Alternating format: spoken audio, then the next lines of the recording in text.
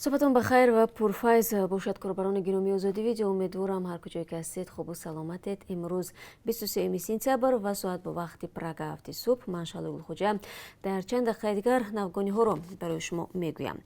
نخست درباره نقشه عملی شوی پروازهای چارتری از روسیه به تاجیکستان معلومات میدهم. طبق جدول امروز 5 پرواز شرکت سومون ایر در نظر است. از مسکو 3 هواپیما شهروندان را به دوشنبه می‌آورد. امروز همچنین مسافران از کراسنویارسک و سورگوت به پایتخت تاجیکستان آورده می‌شوند. درباره احتمال برقرار شدن پروازهای منتظم بین تاجیکستان و روسیه و یا باز شدن مرز دو کشور هنوز خبر روی دست نیست.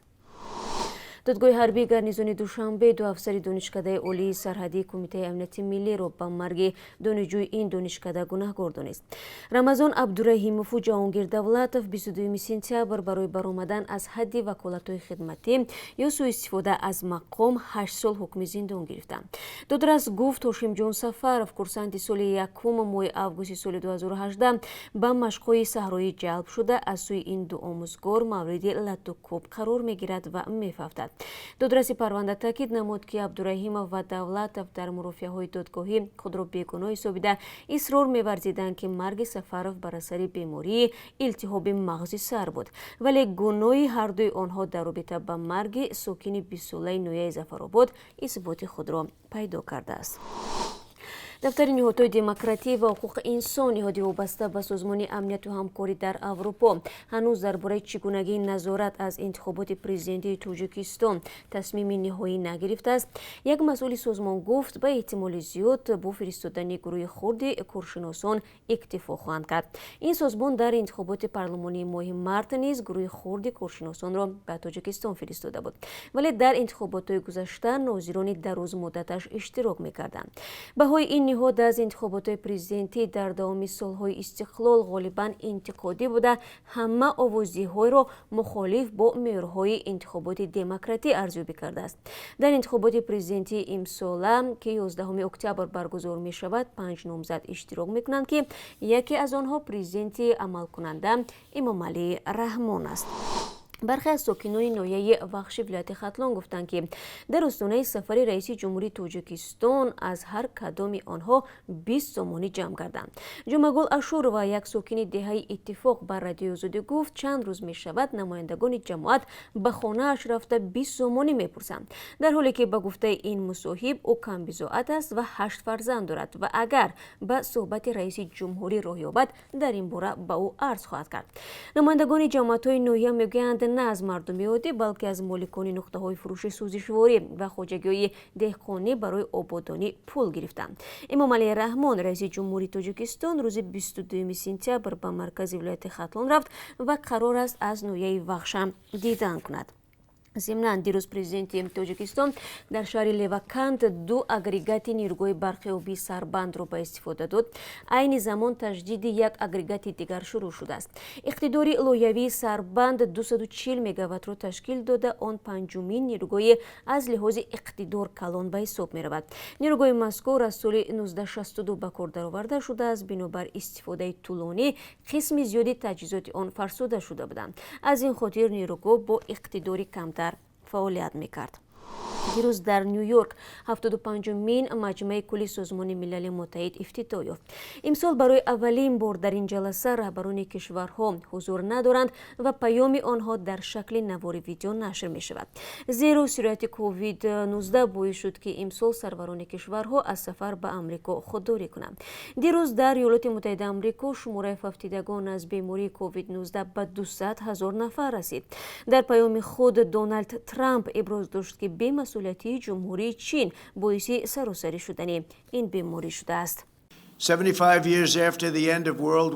75 سال پس از جنگ دوم جهانی و تأسیس سازمان ملل متحد ما بار دیگر در سنگر مبارزه سراسری قرار داریم. ما با دشمن ناعیان دست به گریبان هستیم. ویروس چینی حیات مردم بیشمار در 188 کشور عالم را از بین برد. در ایالات متحده آمریکا ما بزرگترین سفربری از زمان جنگ دوم جهانی را راه اندازی کردیم. ما با سرعت شماره رکوردی جهاز نفسکشی تولید نموده امکان یافتیم که شمار از آن را به کارشریکان و دوستان در سراسر عالم تقدیم کنیم. ما معالجه پیشقدم راه اندازی نموده از ماه اپریل به این طرف رقم فوت بیماران را 85% کاهش دادیم. با تلاش های ما 3 واکسین در مرحله آخرین آزمایش هستند. ما استحصال گسترده و تقسیم فوری آن را تنظیم خواهیم کرد. ما ویروس را شکست می‌دهیم. ما پاندمی را خاتمه می‌بخشیم. ما به مرحله نوی رشد بمثل مانند همکاری و صلح خواهیم رسید.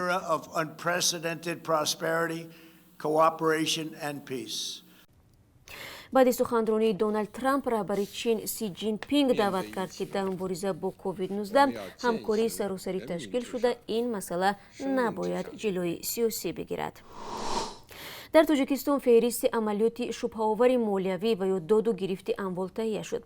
این سند فهرست علامت‌های عهد و عملیات شبهه‌ناک نام دارد که با قرار بانک ملی تاجیکستان تصدیق شده است.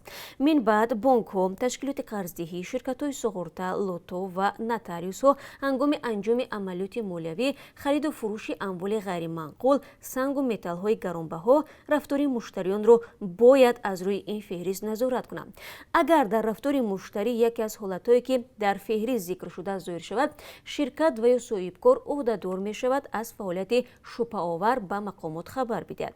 در مقدمه فهرست گفته می شود هدف از تهیه سند پیشگیری از رسمی کنونی مبلغ‌های از روی جنایت به دست آمده، مبلغ‌گذاری تروریسم و پنه‌شوی سلاح قتل عام است. دیروز دادگاه ضد تروریستی پاکستان حکمش را در رابطه با ساختار کارخانه لباسدوزی شهر کراچی اعلام کرد. ساختار در این مؤسسه 8 سال پیش به وقوع پیوست و حیات دهان نفر را از بین برد. بعد سالهای طولانی تحقیقات دادگاه به خلاصه آمد که 2 فعال سیاسی را حکم قتل بدهد. در این موضوع گزارش پیشنهاد شما می شود.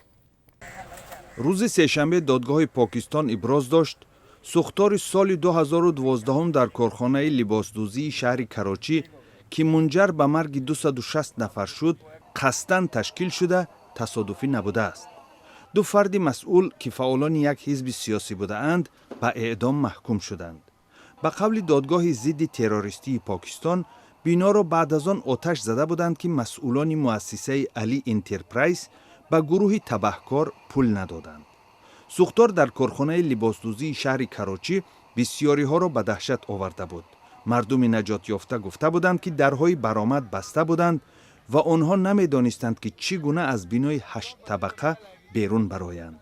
وکیلان گفتند از بین 8 متهم 4 نفر و از جمله سابق وزیر صنعت این ولایت رؤوف صدیقی بیگناه دانسته شدند. 4 نفر دیگر را دادگاه مجرم دانست. یکی از آنها رحمان بحاله و دیگری زبیر چاریه به اعدام محکوم شدند. هر 2 فرد محکوم به اعدام عضو جنبش متحده قومی می باشند که در هیئت ائتلاف حاکم زیر رهبری سروزیر پاکستان عمران خان است. حزب می گوید با جنایت ارتباطی ندارد.